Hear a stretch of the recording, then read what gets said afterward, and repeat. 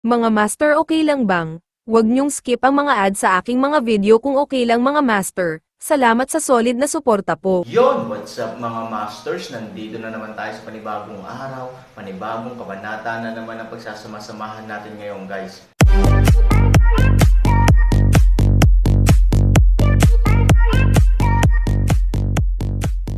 Bali mga masters, kung bago ka pa lang po sa aking YouTube channel, please click the subscribe button, lalong-lalo na po yung notification bell guys, para maging connected pa rin tayo sa isa't isa at maging updated kayo sa mga susunod ko pang video. Bali mga masters, bago natin umpisahan ng kwento ay mag-shoutout po muna tayo para sa mga solid nating tagapakinig. Shoutout kay Romy Alterejos, shoutout kay Jeps Ignacio. Yun na nga mga masters, no? Bali hindi na ito patagalin. In 3, 2, 1, let's go! Boom! Sa wakas tumigil ang troll army. Sa likod mo, gumugulong ang alikabok. Uminom. Isang koro ng mga galit na inumin, malakas at nakakagulat. Nasa harap mismo ng hukbo si Yao Mingjo at nakataas ang ulo. Sa troll hall, 8,400 elite ang dumating sa larangan ng digmaan. Ang kanyang apelyido ay Yao Mingmang. Mabuti, mabuti, mabuti. Si Ye Shijon ay nasa sabik at nagsabi ng tatlong magagandang salita. Demonyo Ming, tama ba? Naalala ko ang pangalan. Ito ay isang magandang oras upang pumunta sa kanyang ina. Sa sandaling naging masaya si Ye Shijon, natural na sinamantala ng mga tao sa paligid niya ang pagkakataong mambola. Haha, ang mga tao sa Troll Hall ay karapat-dapat na maging trump card strength ng Demon Clan. Tingnan mo itong mga makapangyarihan at maharlika. Oo, sa itsura pa lang, nakakaloka na yata ang nanay niya. Ngayon, maibabalik ba niya ang baka? Pagkatapos nito, si Ye Shijon ay tumingin din kay Han Sanchen ng buong pagmamalaki, at ang mga tagasunod ay tumingin din kasama nito. Ang isang grupo ng mga tao ay puno ng simoy ng tagsibol at itinapon ang nakaraang sitwasyon. Ngumiti si Han Sanchen, ang mga tao sa Troll Hall ay talagang napakatao sa unang tingin, at ang natural na pagiging epektibo ng labanan ay hindi dapat maliitin. Oh, Han Sanchen, kaya mo pa bang maglabas ng papuri mula sa iyong bibig? Damit, ang araw ba ay lumalabas sa kanluran? Malamig na tumawa si Ye Shijon. Umiling si Han Sanchen, lagi lang akong nagsasabi ng totoo. Malakas ang mga tao sa Troll Hall. Bakit ko sila maliitin? Ha, kahit gaano pa katigas ang bibig ng itik, hindi naman ito lutuing bulok kung tutuusin. May tumawa. Tumanggo si Ye Shijon, tumingin kay Han Sanchen at nagpatuloy, well, kahit taos puso mo akong purihin, ano ang silbi? Sa tingin mo ba kung magsasabi ka ng ilang magagandang salita ngayon, maaari kang maging malumanay kapag sinaktan ka nila mamaya? Kung sasabihin mo ang isang bagay na maganda, maaaring mas madaling matalo mamaya. Tumawa si Han Sanchen. Ha. Nang marinig ang mga salita ni Han Sanchen, matagumpay na tumawa si Ye Shijon. Han Sanchen, may oras ka pala. Natawa din ang isang grupo ng mga nakababatang kapatid sa tunog. Napabuntong hininga si Zhu Yanshua. Malinaw na magandang bagay na makita ang ugali ni Han Sanchen sa kasalukuyan. Kahit papaano ay sinabi ni Han Sanchen ang malalambot na salita sa kanyang bibig. Mukhang alam din ni Han Sanchen ang sitwasyon at nagsimulang ibaba ang kanyang profile. Bumulong si Zhu Yanshua sa kalapit na Mingyu. Kapag dumating ang mga tao sa Troll Hall, tila sapat na sila para takutin ang iba, hindi pa banggitin na ang mga taong ito ay talagang mabangis.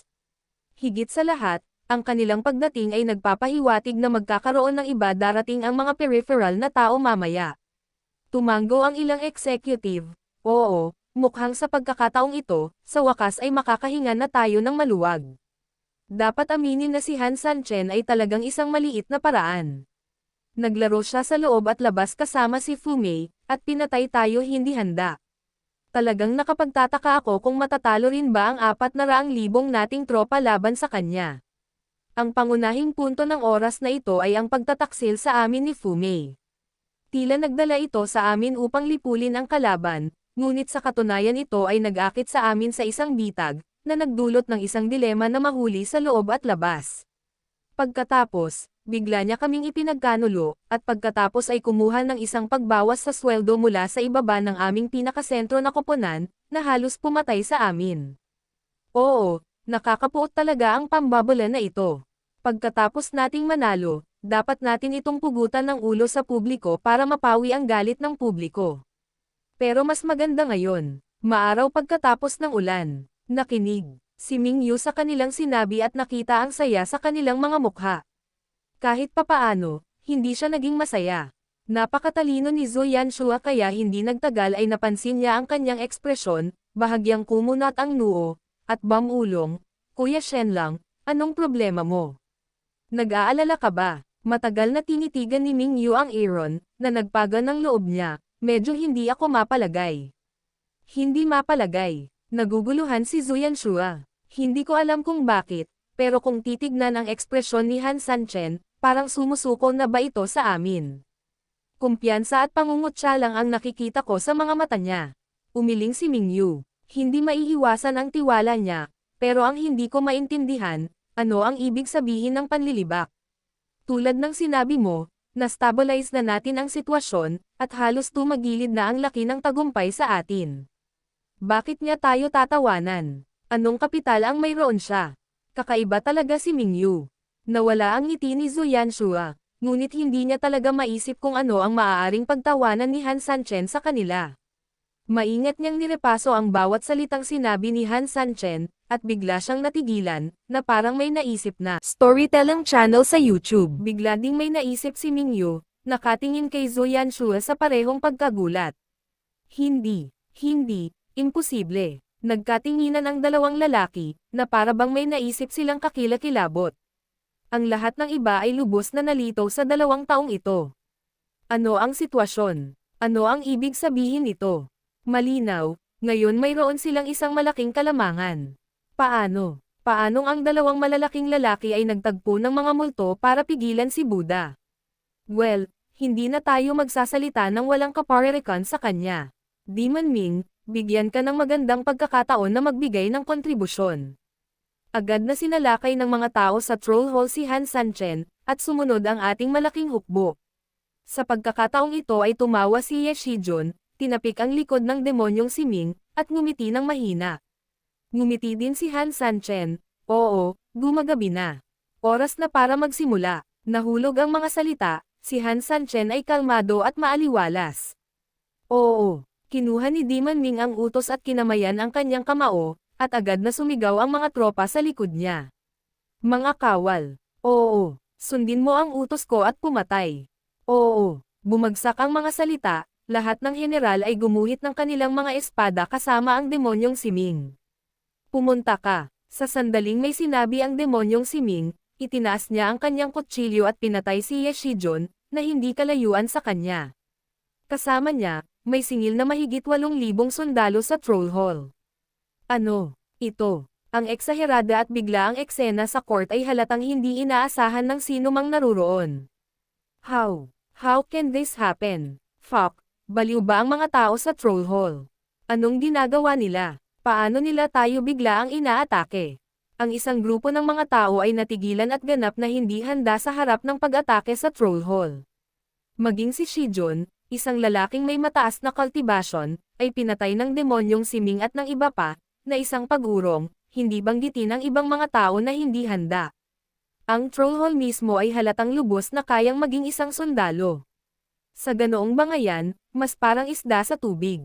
Sandali na lang, at ang pilit na pumukaw sa tagiliran ni Ye Shijun ay nahihilo at mahirap pigilin. Wala tayong dahilan para panoorin ang mga kapatid natin na lumalaban doon. Sabay na tayo, ngumisi si Han Sanchen sa hangin. Sa sumunod na segundo, pinalakas niya ang opens iba at inatake ang kalaban.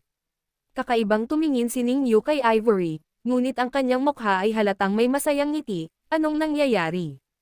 Hindi niya naintindihan. Sa katunayan, si Ivory ay tanga rin.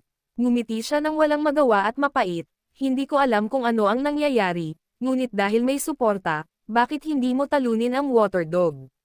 Ngumiti si Ning Yu, tama na. Sa sumunod na segundo, sumigaw si Ning Yu, patayin. Agad na naglunsad ng counterattack ang misteryosong Alliance Army.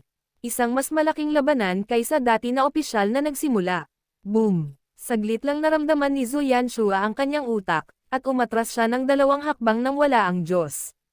Oo, bago iyon, Bigla niyang naalala ang sinabi ni Han Sanchen pagkatapos dumating si Yao Ming. Magsabi ng ilang magagandang salita at dahan-dahan. Napakalakas ng troll hall. Bagaman sa panlabas, si Han Sanchen ay tila nakikipag-usap kay Ye Shijun, sa katunayan, kapag pinag-isipan mong mabuti, si Han Sanchen ay maaaring si Yao Ming lamang ang kausap. Ito ang tanging bagay na makapagpapaliwanag ng pangungutya sa mga mata ni Han Sanchen. Oo, tinatawanan niya sila. Ang mga taong ito ay hindi maintindihan at mali ang kahulugan ng kanyang kahulugan. Matagal ding hindi nakapagsalita si Mingyu. Hindi niya talaga alam kung ano ang sasabihin. Sila ay isang buong 200,000 tropa, na dapat ay ganap na sumikop sa lahat ng mga inisyatiba. Ngunit campaign ito, Han Sanchen ay naging sakim para sa lahat ng ito unti-unti, at kahit na sa wakas ay nakumpleto ang kamanghamanghang inversion na ito, ganap na ginawa ang pagiging pasibo sa inisyatiba, ang gulo, gulo lahat, paano nangyari ito, paano nangyari ito, sigaw ni Zhu Yanshua na may hindi kapani-pani walang galit, hindi na niya napigilan ang kanyang panloob na emosyon, gayunpaman, ang ilang mga bagay ay hindi magiging mas mahusay dahil sa paglabas ng sinuman, o mas masahol pa sa batayan na ito, matapos bombahin ni Han Sanchen ang 12-dosenang tao, bigla siyang lumipad sa gitna ng karamihan. Inutusan ko ang mga tropa sa paanan ng bundok na buksan ang kanilang daan at mabilis na umalis dito kung ayaw nilang mamatay. Sa sandaling uminom si Wei Sheng, sinampal ni Aaron ang ilang executive sa gitna ng isang kamay hanggang mamatay. Kung gusto mong makihalubilo sa akin, patayin mo ang kalaban kasama ko sa lalong madaling panahon. Lahat ng ipinangako ni Aaron ay may bisa pa rin. Misteryosong alyansa ng mga tao, maligayang pagdating sa mga taong may matayog na mithiin na sumali. Bumagsak ang mga salita ni Han Sanchen, at patuloy niyang pinatay ang kalaban ng buong tapang. Sa kabaligtaran, ang departamento ni Ye Shijun, na gulong-gulo na, ay mas nagulo nang marinig niyang may paraan pa para mabuhay at maaari siyang sumuko. Ang ilang mga tao ay direktang nawalan ng kanilang mga sandata at tumakbo pababa ng bundok, habang ang iba ay itinutok lamang ang kanilang mga kutsilyo sa kanilang sariling mga tao. Hindi, huwag kang magulo. Nang makita ito, galit na uminom si Shijun. Gayunpaman, sa oras na ito, ang kanyang mga iyak ay tiyak na malunod sa kaguluhan, at walang sino man ang makapansin sa kanila. Demon Ming, how dare you? Naglakas loob kang pangunahan ang mga tao sa troll hall para magrebelde at sumuko sa kalaban. Alam mo ba kung ano ang mangyayari sa iyo kapag nalaman ito ng demonyo? Kung matalino ka, itigil mo na yung ugali mo. Kung first-time offender ka, I will treat you as if nothing happened. Si Ye Shijun, na walang kabuluhang sumigaw, ay walang pagpipilian kundi pigilan ang demonyong si Ming. Si Ye Shijun ay tiyak na hindi ganoong uri ng mapagbigay na tao, ngunit sa kasalukuyan, ang pinakamahusay na paraan upang sugpuin ang paghihimagsik ay maaari lamang maging ganito. Malamig na ngumiti si Demon Ming, inatake si Ye Shijun at hinamak siya. Ye Shijun, salamat sa mukha na sumigaw dito. Hindi mo ba ito tinitingnan? May nakikinig ba sa iyo? Para sa taong katulad mo, parang bata ka lang. Akala mo ba sibuyas ka talaga? Mga kapatid, hampasin mo ako. Sa sandaling bumagsak ang mga salita, pinangunahan ng demonyong si Ming ang isang grupo ng mga tao upang salakayin si Ye Shijun ng mas mabangis. Elder Shenlang, ngayon, ano ang dapat kong gawin ngayon? Nag-aalalang sabi ni Zhu Yanshua. Galit ang mukha ni Mingyu at ayaw ng kanyang mga mata. Siya ay may kabuuang 200,000 katao, ngunit ngayon siya ay ganap na nagkagulo, tumatakbo, nagde-defect. Alam na alam niya na tapos na ang labanan. Ang paghihimagsik sa troll hall ay hindi lamang nagulat sa amin, ngunit higit sa lahat, alam ng lahat na wala kaming mga reinforcement. Walang magawa si Mingyu. Dahil ang troll hall ay para sumuko sa kalaban, hindi ito ang nahulaan nila sa simula. Tapos na ang pagkubkob. Sa kabaligtaran, hindi nila alam kung sino sila at hindi nakakaramdam ng hiwalay sa paligid ng hukbo, na nagpapakita na ang pagkubkob ay mainit pa rin. Sa makatuwid, walang mga reinforcements. Gustong sabihin ni Mingyu ang salitang, bawiin, ngunit mahirap sabihin. 200,000 tropa, natalo ng ganito, sinong commander ang kayang sumigaw ng salitang withdrawal? Order the troops to withdraw. Nakita ni Zhu Yanshua ang pait ni Mingyu at nag-order kaagad. Ang isang grupo ng mga executive ay hindi agad kinuha ang order, ngunit tumingin kay Mingyu. Hanggang sa tumanggaw si Mingyu, dali-dali nilang kinuha ang order. Kuya Shen lang, tayo. Tara na. Bumagsak na ang hukbo. Huli na para umatras tayo ngayon, kung hindi. Hindi na nagsalita pa si Zhu Yanshua. Talagang ayaw ni Mingyu, 200,000 tropa, paano? Paano ito natapos ng napakabilis? Sa paghusga sa kanyang nakaraang hula, ang 200,000 tropa ay siguradong mananalo.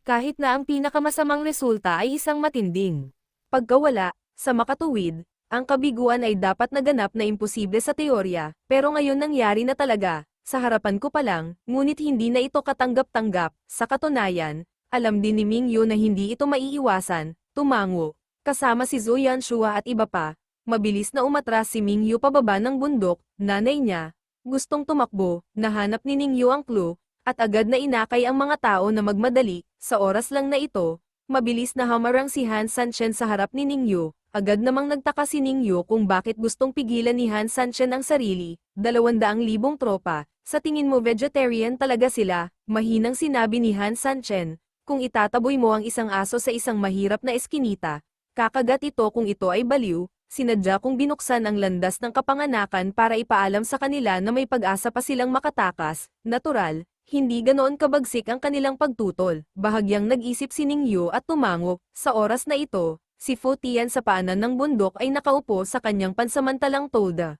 Masayang umiinom ng alak. Yun na nga mga masters, no? Bali panibagong kabanata na naman yung natapos natin ngayong gabi. Muli, maraming salamat po talaga sa walang sawang suporta po sa aking YouTube channel na talagang inaabangan nyo po ang bawat upload ko po. Bali mga masters, magkita-kita ulit po tayo bukas ng gabi at ngayon po ay magpapaalam po muna tayo. Bali mga masters, bye-bye!